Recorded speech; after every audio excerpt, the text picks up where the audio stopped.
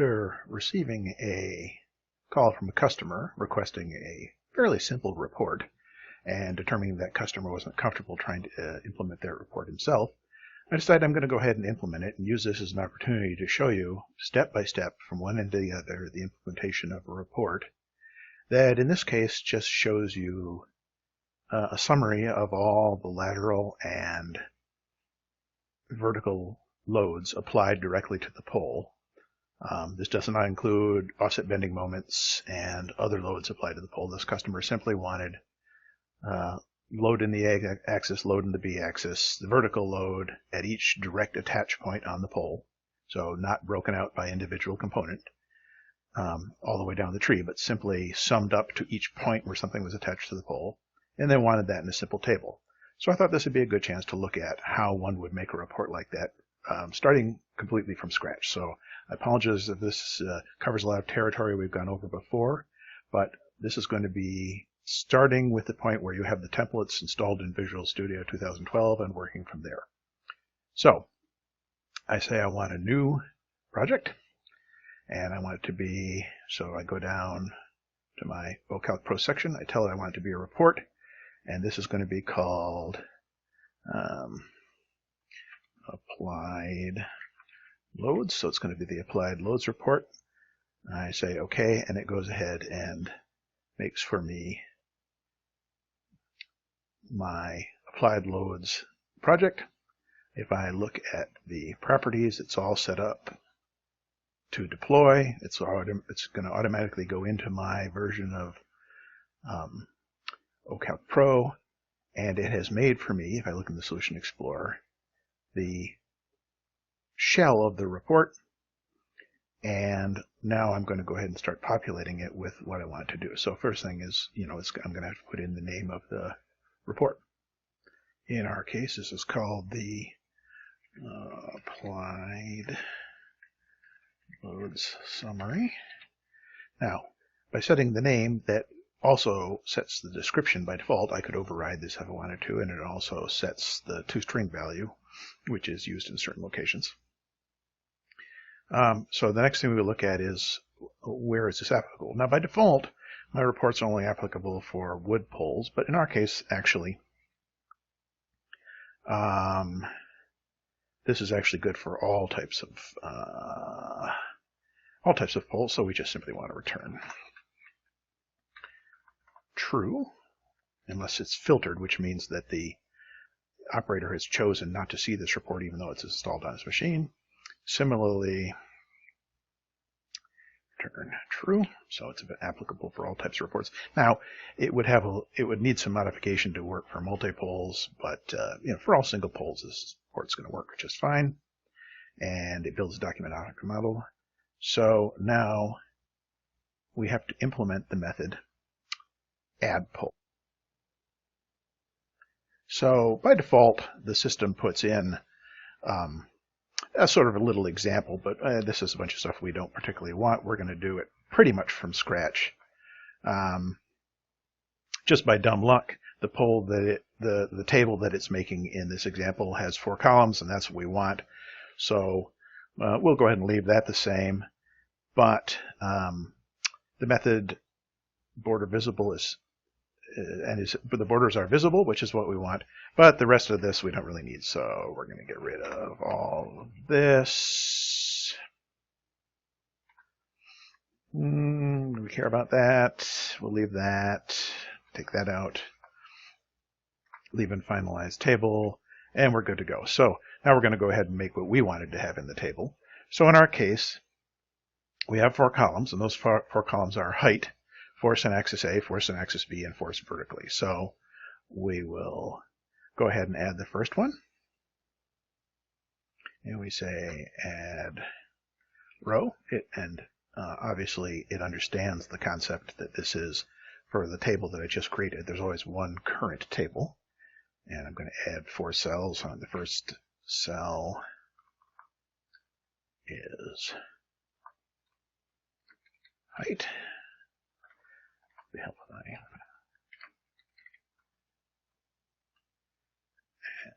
Second cell is force A. Third cell is force B. And finally, the last cell is called force V for vertical. And that would go ahead and add that cell. But already we run into the first problem, which is, what are the units? By default, we've seen in other videos that the height's going to be in inches. That's probably not what we want. The force in axis A is going to be in pounds. That's probably okay. The force in axis B is probably in pounds. That's okay. Or is in pounds. That's probably okay. And V is pounds. That's probably okay. But we also have to consider, what the heck if this was somebody who was getting this report in metric. So we use a static method. If PPL grid model dot attributes. So this is the subsystem that handles all the attribution, all the units convention. And we've seen this in the video and in the wiki article that talks about how to convert one video or one unit to another. There's a static member called units convention, and if that's equal to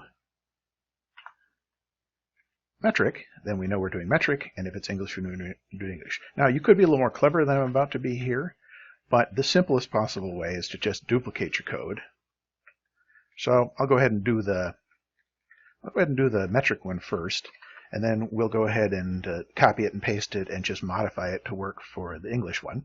So now I know that height is going to be in meters. Force is going to be in newtons. So all the way across.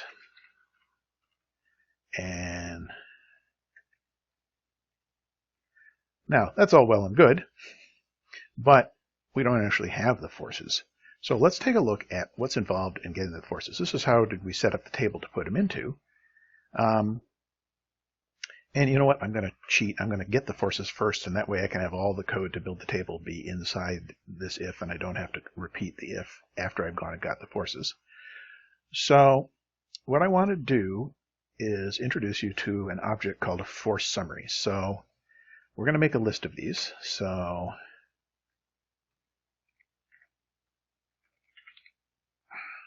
the force summary is the underlying structure that holds all forces applied to poles in O-Calc Pro. So we're going to call this loads equals new force summary. Now, we already know that we only want those forces applied directly to the pole. So we say for each element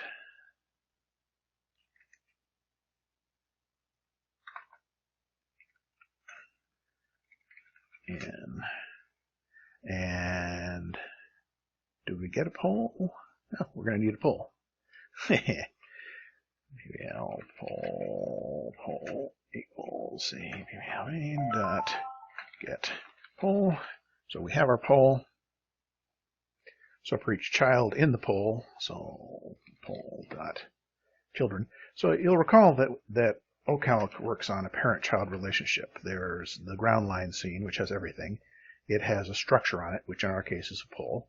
And then that pole has a bunch of direct children, and each of those direct children then has children. So let's take the example of a crossarm. The pole has a child that's crossarm. The crossarm has children that are insulators. Those insulators have children that are spans.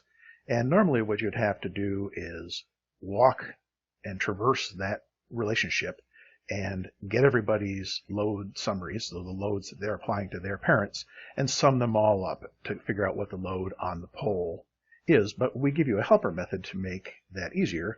So if we say force summary equals element dot build force summary including children, that just happened to be the one that came up first in the list, that says I want you to build a force summary. And the first thing it requires is this thing called the load analysis constants. Now, you'll see this a lot. The load analysis constants are all the things like what's the wind load, what's the wind velocity, what's the wind force in pounds per square foot, what are the various strength and load factors, what are the tension factors, all the stuff that you would need in order to do a calculation like this. And this needs to be passed in because it needs to know what the currently selected load case is, but you can get that. You'll see up at the top, we went and we saved the poll info master, which is the current poll load info, and the current poll load info, so in our case, poll info master, always has a member called CLAC, which is load analysis constant. So you've got your LAC. Now the second thing you need to do is to say what mode do you want this to calculate in. And you notice it actually has two. It has high speed and it has max precision. And the high speed one is used when it's initially sweeping the wind to find the minima and maxima. Then it goes back in the high precision mode and uses much more compute intensive calculations, but they're somewhat more accurate. And so in our case, we want max precision. And now we're good. So now we have the force summary for every single element that's attached to the pole. Now the problem you run into, of course, is that there are certain things that are attached to the pole that are not, in fact, sources of load. You can attach a note to a pole. You can attach an image to a pole. You can attach the load case itself to the pole. Those aren't sources of load. Sources of load are things, physical things, not notional things. So what we need to do is, just to make sure we don't report on things that don't make any sense, we just say if the force summary dot force on axis A is equal to 0, and force summary dot force on axis B is equal to 0. And this is a notional object. There's no load that it's applying to the pole, and so we can just say continue. Otherwise, we're going to go ahead and add this to our list of loads that we're building here. So we say loads dot add our summary, and when we get done looping through that, we'll in fact have all of our loads. Now, that's all well and good. The order in which these items get put into this loads list is in fact whatever the heck order they're placed on the pole in. Now, in the inventory window, I have a sort method where I can sort by height, but there's no guarantee that the user would have done that. So it'd be nice if I could sort these, and this is just, standard stuff. But if you think about it, if I just call .sort, since this is a structure, this is the force summary structure, how the heck would .NET know how to sort it? So I say loads.sort, and .NET actually provides a very neat method to do this where you can tell it how to sort. So if we say delegate, and we're going to say force summary F1, force summary F2, we're going to tell it, when I say, for the purposes of this sort, to compare force 1 to force 2, what is it exactly do I mean? Now we're getting into a little of, how does .NET work, not how does O-Calc work, but this is a useful thing to do because I think it's an operation that you would want to do. So we're going to actually implement the delegate, and I happen to do it in curly braces. You can do it a bunch of different ways. And we're going to say we're going to return 2 dot, and you'll see that the force summary has a method called height of force application above the ground line in inches. Makes sense. So this is the point at which this force is literally applied to the pole, and that's a double. So double implements a method called compare to, and we're going to compare it to force 1 dot height of application above the ground line in inches. Makes sense.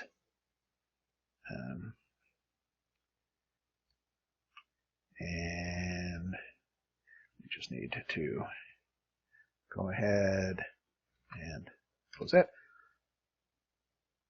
Sorry, I had a little sneezing fit there. And so now our list is sorted. And so now we're back. We actually have our loads. So now let's go back to where we were previously adding our rows to our table. So now let's do this one here. So for each force summary in our list of loads, I'm going to add a row. Add row. And so first cell is height. So cell is now we're in the metric one. We're doing the one that's measuring. So we've previously seen how the PVL grid model.attribute class has converters for us, and there's a whole section in the wiki about this and also a video about this. So we're going to say we're going to go from inches to meters.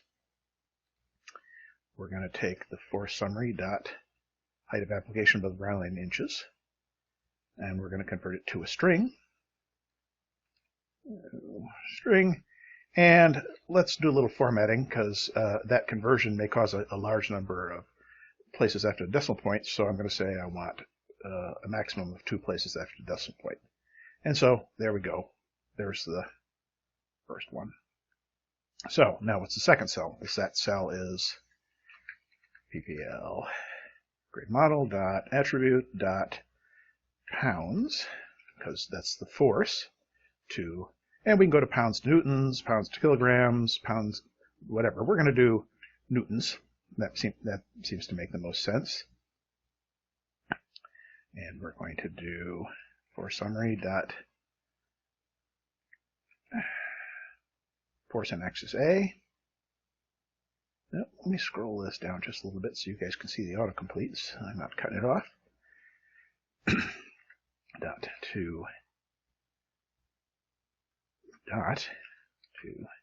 string. Again, we're going to do it at a maximum of 2 places after the decimal point. And we can save ourselves a little bit of effort here, because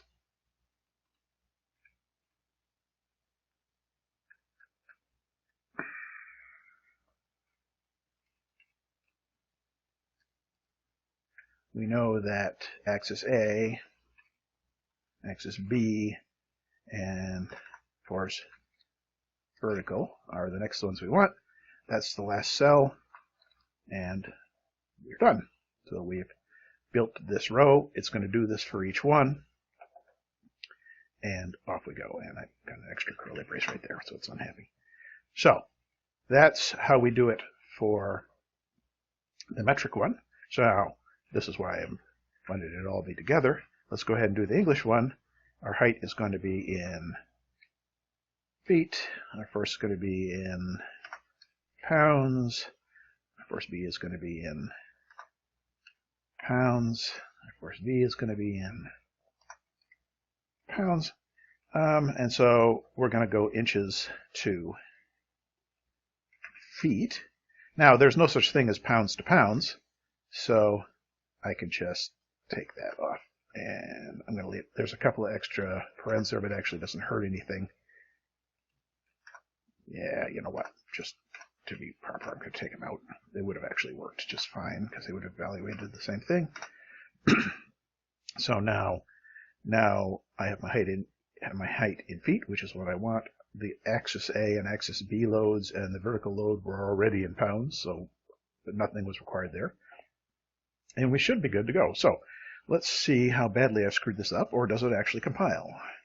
And oh, look at that. We must be living right. So it's already going to be deployed. We'll fire up O-Calc Pro. And we'll load up any old poll. Just pick the first one on the list. And we'll go ahead into the reports. And with any luck, applied load summary is now in the list. I click that. And I want to say zoom to fit. And there you go.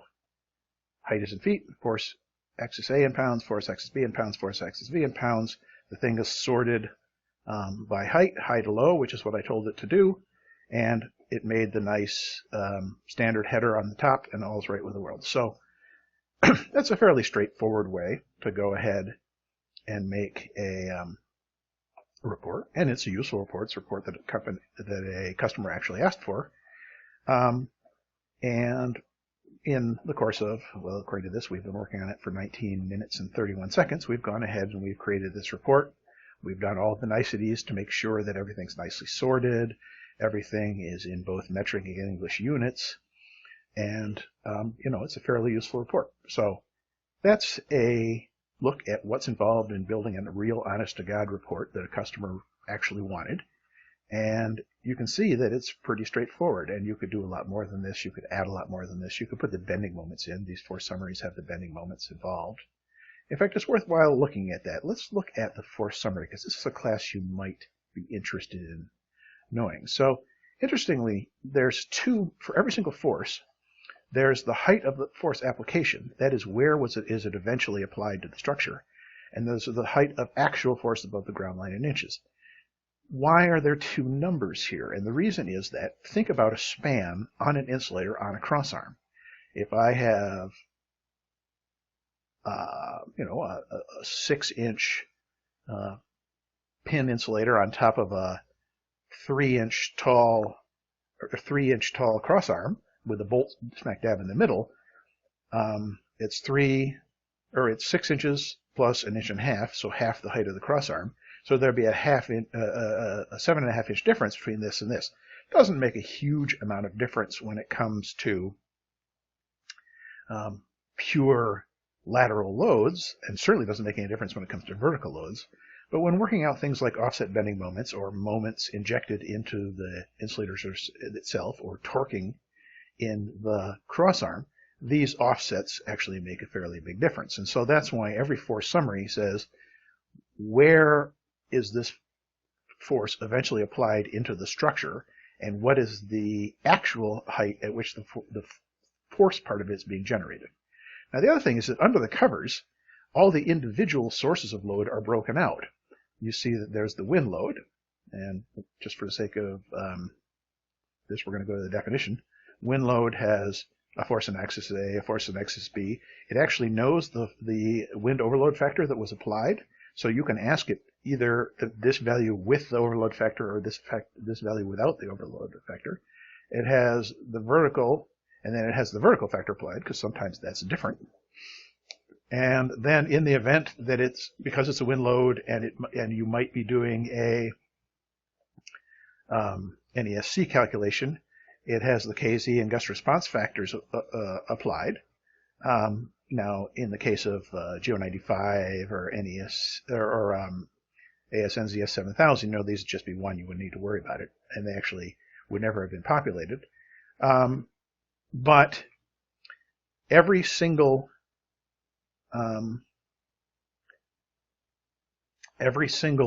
load in this force summary is all broken out individually. And you can go and make a report. You could have walked down and looked at these individually. So you could have said, okay, of this load that I'm showing you, how much of it comes from wind? How much of it comes from tension? How much of it comes from pure vertical load? And how much of it is an offset bending load? And then the interesting thing here is the concept of a secondary force, where a single object actually injects force into the pole at more than one location. Banner, sidewalk guy, where there's force going into the pole at both the point of attachment of the cable and at the point where the sidewalk guy's strut goes into the pole. In that case, that single thing is putting forces into the pole in multiple places, and so there's the concept of secondary forces. And then there's what is the actual element that is the element for all of these forces. So you can see the force calculation and the force detail is actually pretty fine-grained. What we're doing is just summing it up. And so let's go ahead and take a look at this method. There's this method called force of axis A, where what it goes ahead and does is take all of those values and goes ahead and converts it into a single number that it passes up the line. But for purposes of storing and calculating, all of those are there. And here you can see there's the force that I'm applied by load, and then there's the raw force. And raw force is the force without the overload factors applied. And in GO95 land, that wouldn't matter because it'd just be 1.0. But in NESC, you can get the values that are the actual calculated physical forces, and you can get the forces that, for the purposes of calculations and reporting. And interestingly enough, you can also get the force with the tension component removed. So you can just isolate everything but the tension, so wind and gravity, and look at that, or you can look at the total thing. So in our case, we're looking at everything, and all's right with the world. So sorry for that little side trip, but I think that's something worthwhile knowing.